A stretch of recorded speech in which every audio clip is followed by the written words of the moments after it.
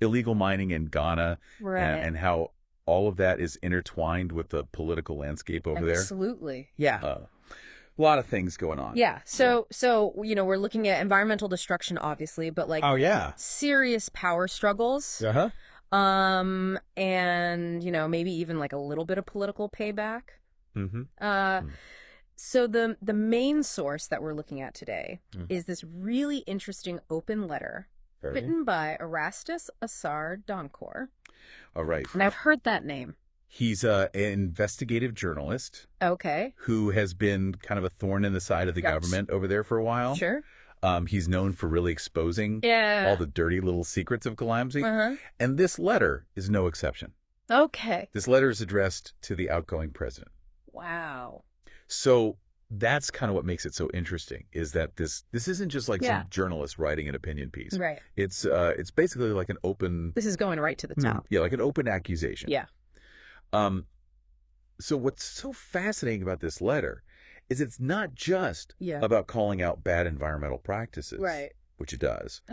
It's also a direct challenge to the president's narrative. Interesting. About why he lost the recent election. Okay.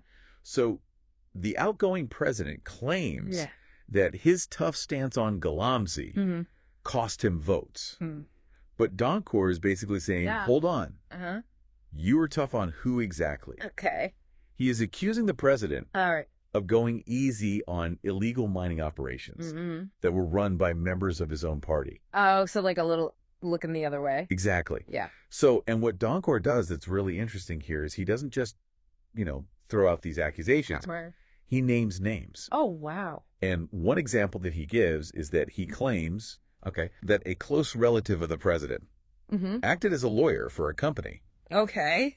That's known for just tearing through forests. Right. And get this. Yeah. This company allegedly had military protection. Right. While they were out there breaking the law. That doesn't sound good. If the president was really cracking down on everyone, why would he offer this kind of protection?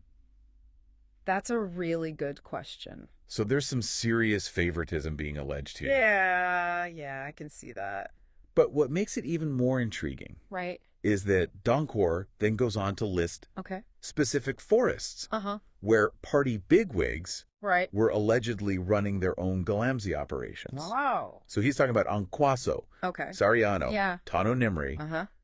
These aren't just random spots on a map. Right. These locations are significant. Right. Tano Nimri Forest, for instance, is known for its biodiversity and its water resources. Okay. It feeds into the Tano River, which millions of Ghanaians depend on. So this is like their livelihood. Exactly. Wow. So when Donkor accuses the Ashanti regional chairman, this close friend of the president, of mining there and polluting the river, it's a huge deal. Yeah, that is a huge deal. Yeah. I know some of our listeners might not be totally up on Ghanaian politics. Yeah. So for those of us who aren't, who is this Ashanti regional chairman? Right. And why is his involvement such a problem? Well, he's basically a really powerful figure within the president's party. Okay. So he's kind of like a kingmaker. And so to have him directly implicated in Galamsey really undermines the president's whole tough on illegal mining platform. Right.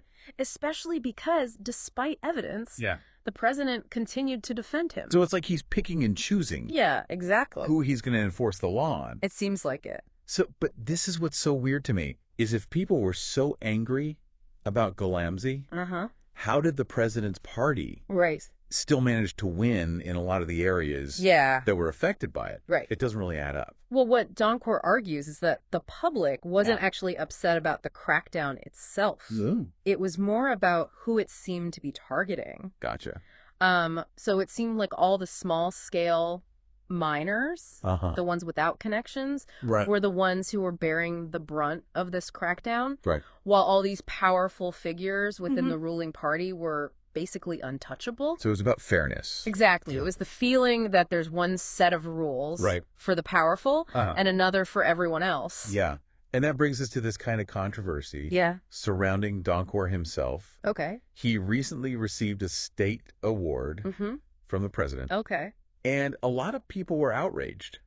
I can see why. given all of these allegations he's making in his letter, it's complicated. Yeah. In Ghana State, awards carry a lot of weight. Okay. They're seen as like a stamp of approval. Oh, wow. From the highest office. Yeah. So for Donkor to receive one, while also accusing the president's inner circle of corruption, it raised some eyebrows. For sure. But he addresses this in the letter. Yeah. He acknowledges it. Okay. And he basically says that, you know, his work, even if it makes people uncomfortable, is vital for holding those in power accountable. Okay. I mean, that's his job, right, as a journalist, to dig around where other people aren't. Exactly.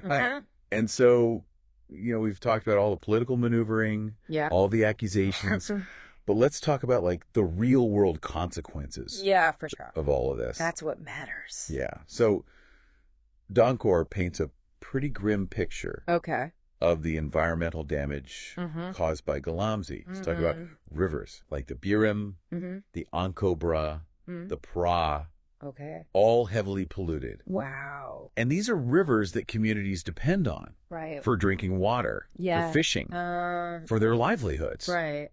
So the long-term health consequences of this pollution are scary to think about. Incredibly worrying. Yeah. And this isn't just an environmental issue. Right. It's a human issue. Absolutely. Absolutely. Yeah. And it makes you wonder, is environmental protection often sacrificed for political expediency? I mean, it happens a lot more than we like to admit, I think. Yeah, it's a question that kind of resonates beyond Ghana.